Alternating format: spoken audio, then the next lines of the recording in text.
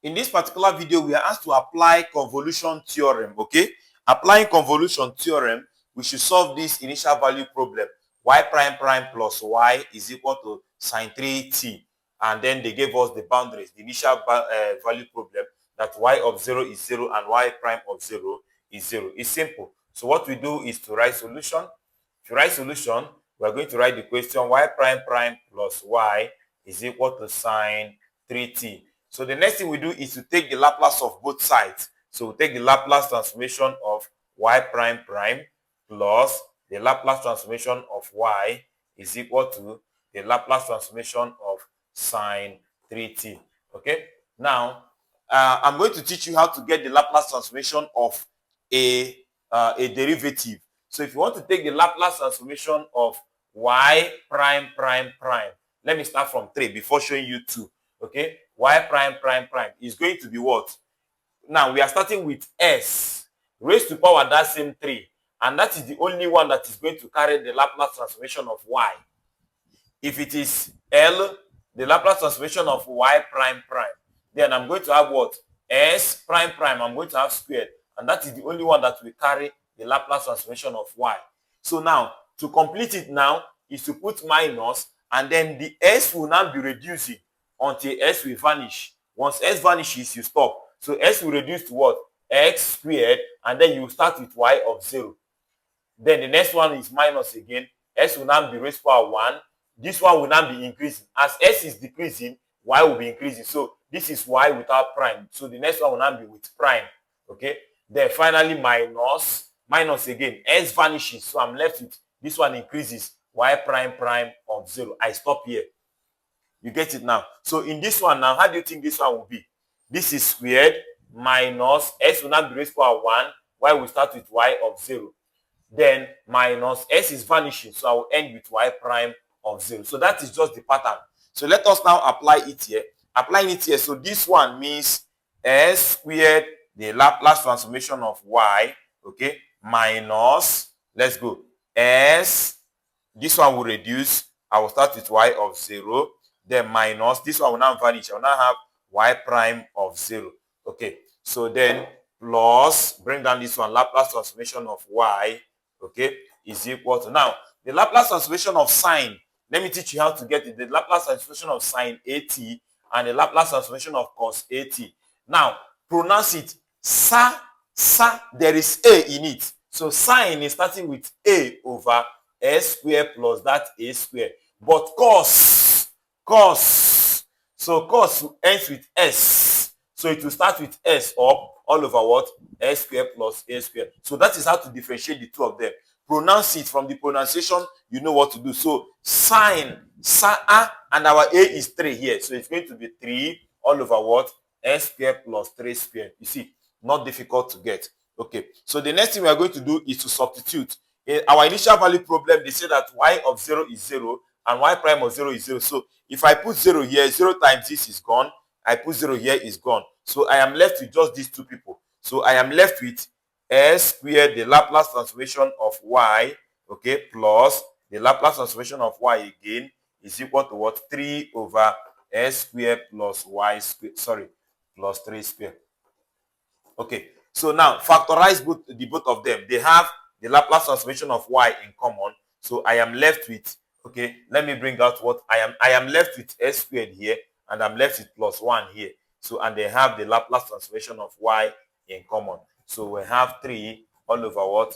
S squared plus 3 squared. Okay, so divide both sides by this so that you are leaving Laplace transformation as subject of formula. So I have Laplace transformation of y will now be equal to 3 over s squared plus 3 squared, okay?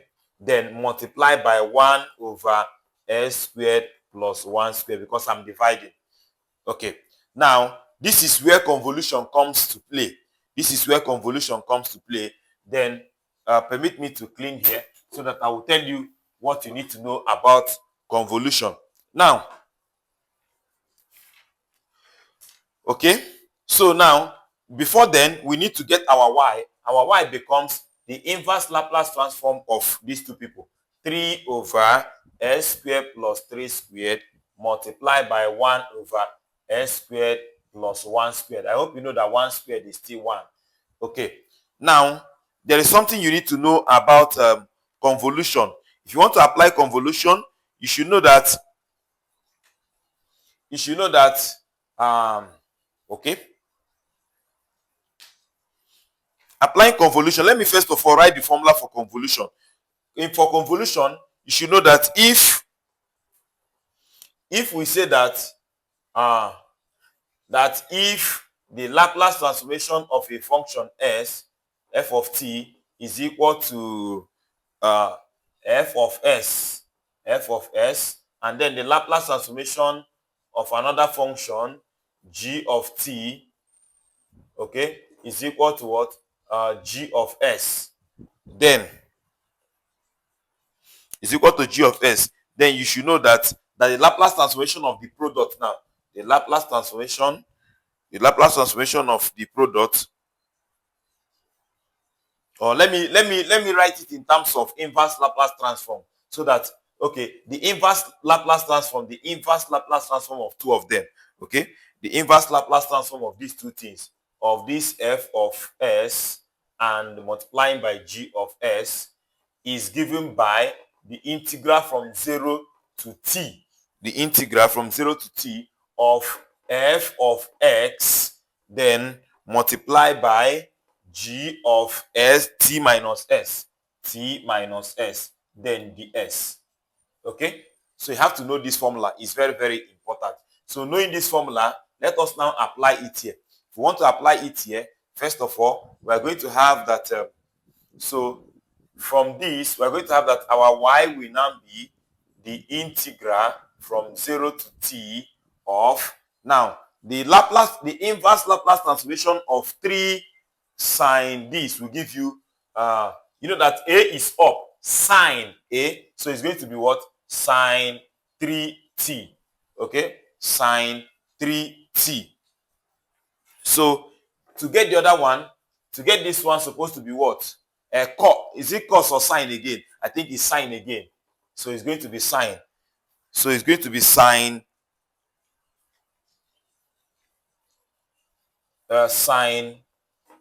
t. But now let us now put it in terms of these two people.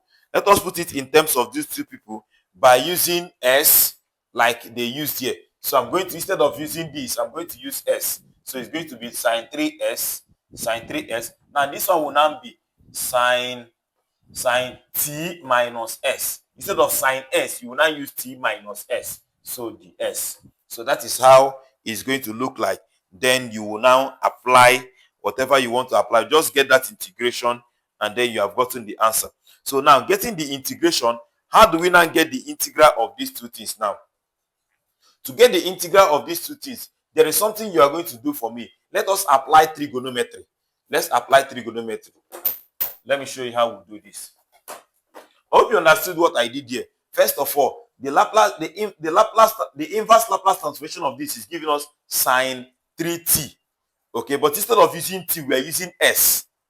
Okay, then this one gave us, the second part gave us sine t. But instead of using sine t, it's supposed to be sine s. But instead of using sine s, it should be t minus s, according to the formula. The first one should be just what you are getting, but the other one should be t minus whatever you get. Okay? So now, let us apply trigonometry here. Do you remember that according to trigonometry, that cos A minus B is the same as saying cos A cos B plus sine A sine B. Right? Okay. Now, and cos A plus B is the same thing as what? Cos A cos B minus sine A sine B. Now, if I decide to subtract these two things, I'm going to have cos A minus B minus cos A plus B is equal to, now, this minus this is gone. Minus minus become plus. So this plus this will give you 2 sine A sine B. Right? Okay. So having this now, let us now put it here. If we want to put it here, I'm going to have that y is equal to, since my formula has 2, for me to, this is the integral from 0 to t, for me to put that 2 sine 3s sine t minus s dt, okay, t minus s ds will now be equal to, now because I put t here, I should put 1 over 2 here so that the 2 can cancel out the 2 to get back what I have. Okay, now having this, what do you now do? Let us now change this to this so that it will be very easy for us to solve. So to change it, we are going to have that y is equal to, just apply that anywhere I see a, I will put my 3s, and anywhere I see b, I'm going to put my t minus s. Very simple.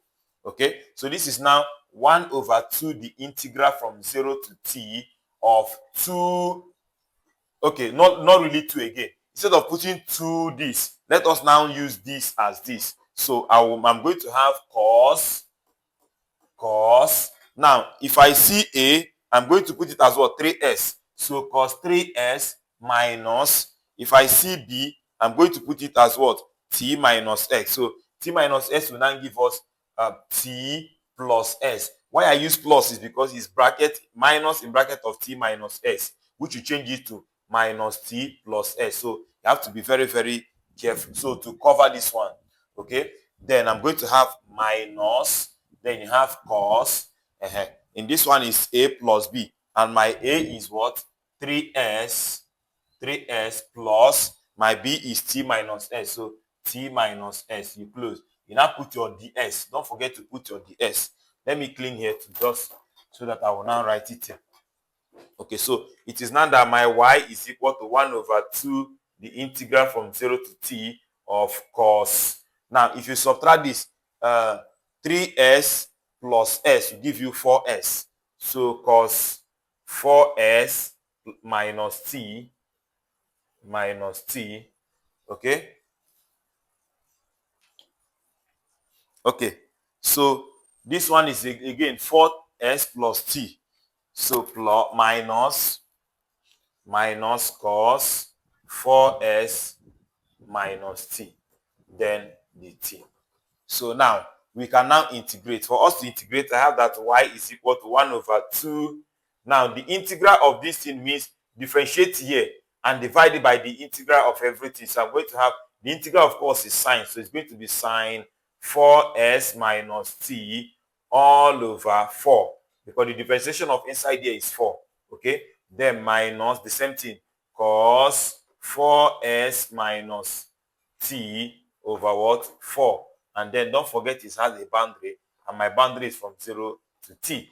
So if my boundary is from 0 to t, I can factorize the 4 they have in common. So I have y is equal to 1 over 8 in bracket of sine.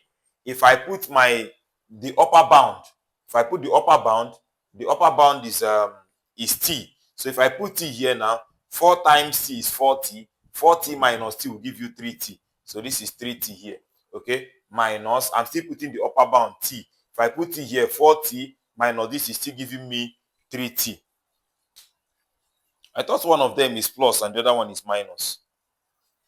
One of them is plus. This one is plus x. Okay, this one is minus t. Why this one is plus t? So this one is minus t. Why this one is plus? Please don't make mistake. So for this one, it's going to give me cos 4. If I put t now, 4t plus this, which will give me 5t. Okay. So that is that. This is the first. This is the first boundary. Then minus, when I put 0. If I put 0 now, I'm going to have 4 times 0 is 0. So I'm going to have sine minus t. So I'm going to have sine minus t. Okay, permit me to clean this side. So remember, I'm using minus again. So minus with this minus to make it plus. So plus. If I put 0 again here, I'm going to have cos t. So cos t. Okay, so I close. So now I'm going to be left with that y is equal to 1 over 8. Then, now don't forget that sine is an odd function. Sine is an odd function in the sense that sine minus theta is the same thing as saying minus sine theta. Okay, so sine is an odd function, so the minus will come outside here to make this one plus. So I am left with sine 3t plus sine t. Then this one is going to be what? Minus cos 5t then plus cos t. Okay, so that is that. Please, as you are solving your own, make sure you are very careful. I might make mistake along the line because my board is too small, and then trying to manage the board, you may miss a sign, maybe plus and minus. So take your time to do your own. You have understood the process, so take your time to write your own very well and don't make any mistakes. So thank you very much for watching. Please don't forget to like, share, and subscribe to your friends. Bye bye.